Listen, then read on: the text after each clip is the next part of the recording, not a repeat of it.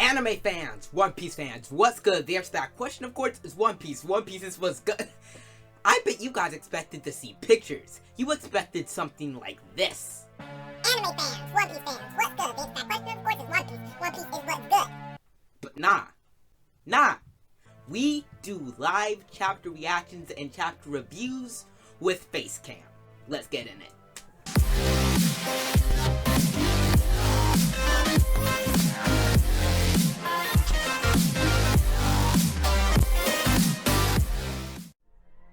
Okay, so this chapter was heat, okay? I don't know how else to say it. This chapter was heat. Like, we got flames, bonfire. No, not even a bonfire. Forest fire.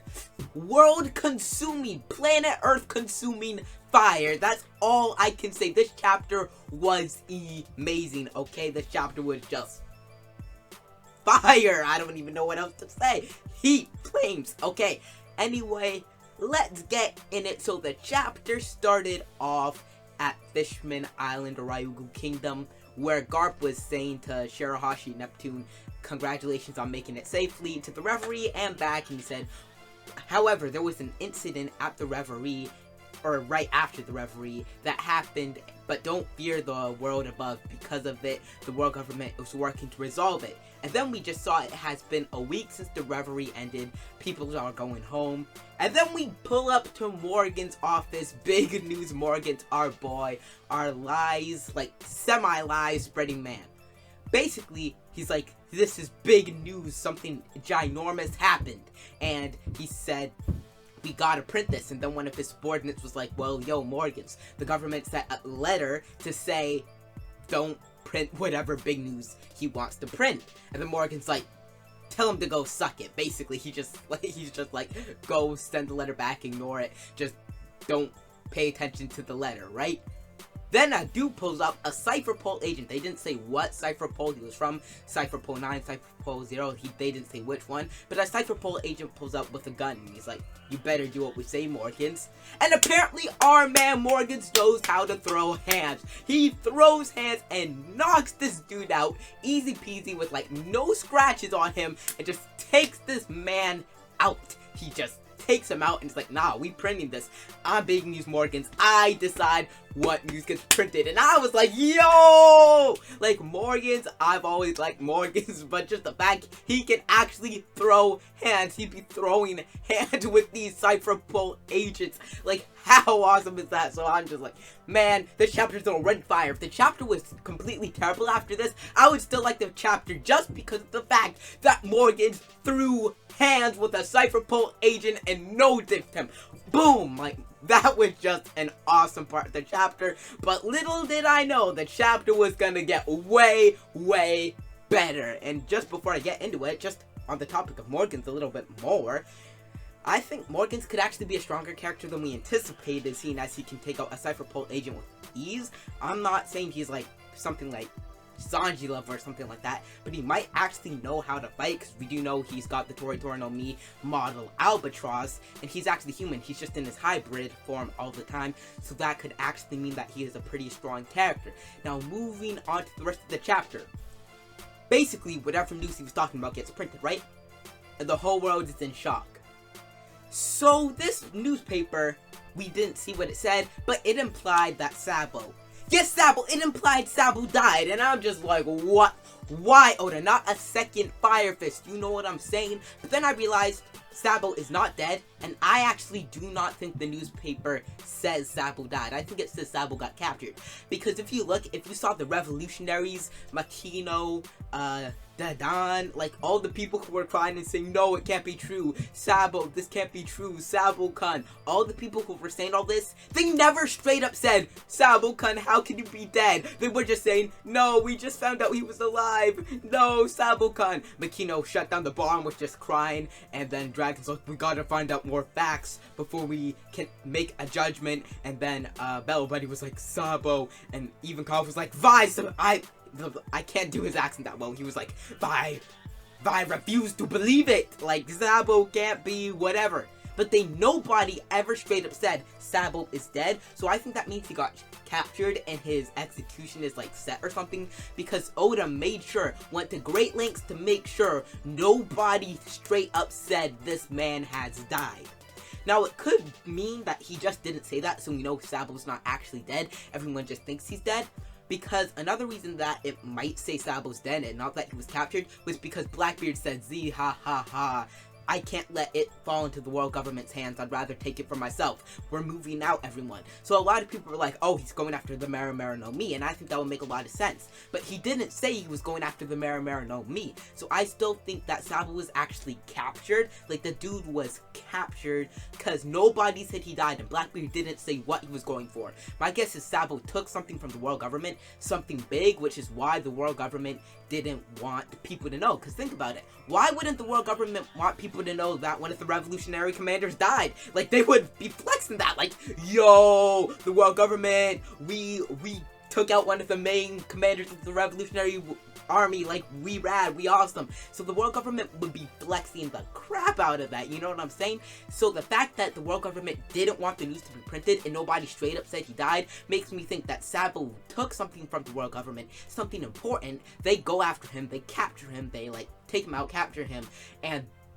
they lose whatever he took from them. There's something important. There's something that they didn't want the rest of the world to be knowing about. And Blackbeard's like, oh, I'm getting that for myself, because I don't think it's the Mera Mera no Mi, as I said, because they would be flexing that. They would be definitely flexing the fact that they took out Ace, I feel like. Or not Ace, sorry, Sabo, I feel like. So I don't think that the newspaper said Sabo died. I don't think Sabo died. I believe it said he got captured, but said something else about the details of his capturing, and the details and how he got captured and what he was doing when he got captured, or what the world government doesn't want to get out. So Sabo not dead. So going on to the next part of the chapter. It finally happened, y'all. It finally happened. The abolishment of the warlord system. Oh, we was all waiting on this. Let's be real. We was all waiting on this. We were all waiting on this chapter, and it's happened. The warlord system is gone, and I'm so hyped because that means that Mihawk's bounties unfrozen, and we'll probably actually get to know that thing. I'm getting too hyped, but the warlord system has been abolished, and it was so cool seeing the like warlords, how they took the news. So we got our boy Buggy, the genius juster pirate king, level 10 million or 10 billion belly bounty man. He was like, what? The world government is coming to take me out. What the heck? And he was basically saying, just because of Doflamingo and Crocodile doesn't mean the rest of us should be taken out. And I feel that. He's like, why didn't they at least consult us first? And his mans are like, Buggy-sama, what should we do? And he's like, fight, show him some spirit. And they're like, that's our Captain Buggy. And he's like, I'm gonna hightail it out of here while they're keeping the world government distracted. 10 out of 10 leadership, Buggy-sama. 10 out of 10 leadership. Buggy's trash.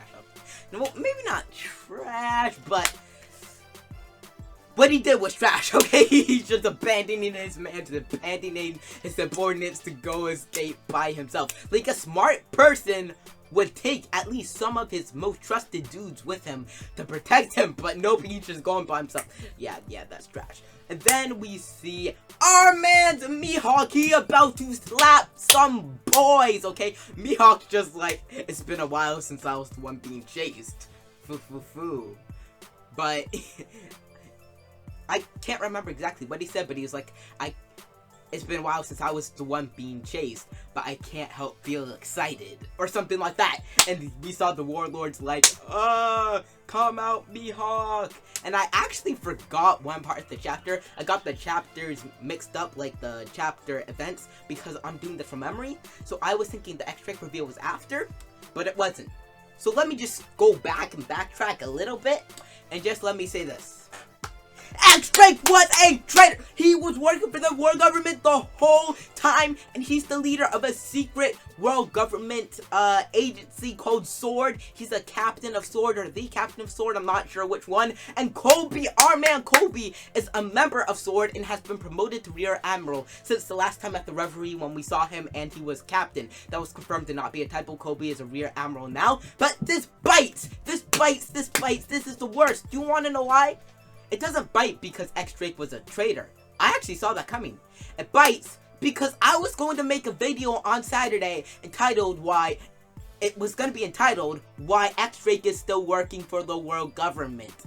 But before Saturday happens, Oda's gotta go and spill the beans and drop the bomb before I could put out the theory. I was going to make it, except, yeah, I was going to make why X-Drake is still working for the world government, but Oda spilled the beans. But it's all cool, Oda, because One Piece is still the GOAT manga, greatest manga of all time. But anyway, going back, we saw Mihawk all like... Alright, I forgot to say, Kobe was also at Amazon Lily. He was there with all the other mans to take out Boa Hancock and capture the Pirate Empress. So moving on from Mihawk, after he basically was like, I'm gonna beat these dudes up, we see Weevil. And Weevil's like, why are our world government allies attacking us? And he's like, I'm gonna kill you dudes. And it's like, Weevil, lots of people don't have faith in Weevil, but he's supposed to be as strong as young Whitebeard. Weevil's gonna smash them like bowling. He's just gonna go like boom, boom, smash them all like they're bowling pins. Weevil's fine. Weevil's fine. Weevil's probably gonna like take them all out and maybe go to Wano or something like that. And then the last part of the chapter, we saw Boa Hancock's no, I'm not Sanji. I'm not Sanji. Okay, yeah. Anyway, we saw Boa Hancock. I was always telling you people. I was saying Boa Hancock is strong. She's like as strong as Doflamingo and all that stuff. So you got all the world government forces pulling up. So you saw Buggy. He was all like, run away. We saw Weevil. He wasn't necessarily scared, but he was like, what? He was shocked. Boa Hancock was like, don't panic. I guess they forgot that the reason we became warlords is because how strong we are. She ain't even worried. She about to take some people on. But I feel like Boa Hancock might get captured because our boy Kobe is there. I have faith in Kobe. I think Kobe's like gotta be as strong as Doflamingo at least. Like that's honestly what I'm thinking. So Boa Hancock versus Kobe. All these warlord fights will be off screen for show, but like for sure they're gonna be off screen. But still, it's still kind of hype. But Boa Hancock's like, yeah, I'm gonna take these men out. She's just fine. She's chilling. So that was basically the end of the chapter. And yeah, it was just a bomb upon bomb upon bomb. This chapter is game-changing for the One Piece world, because without the warlords, one of the 3 cornerstones of the One Piece world's hierarchy of power and power balance has been taken out. So now without the warlords, the seas will be thrown into turmoil, and we've kind of already seen that. Everyone going crazy, the warlords, because now like Amazon Lily's gonna be fighting the world government and all that stuff. Sabo seems to be captured. Like, Sabo being captured could potentially lead to a second Marine Bird. It really could, so that will also be crazy. So, this chapter was a 11, nay, 1,000 out of 10. Sabo, like, captured, possibly dead, but probably not dead. X-Drake being a traitor, abolishment of the warlord system. Woo! This chapter was gold. You can't really say nothing else. Chapter was gold. Not even gold, like platinum.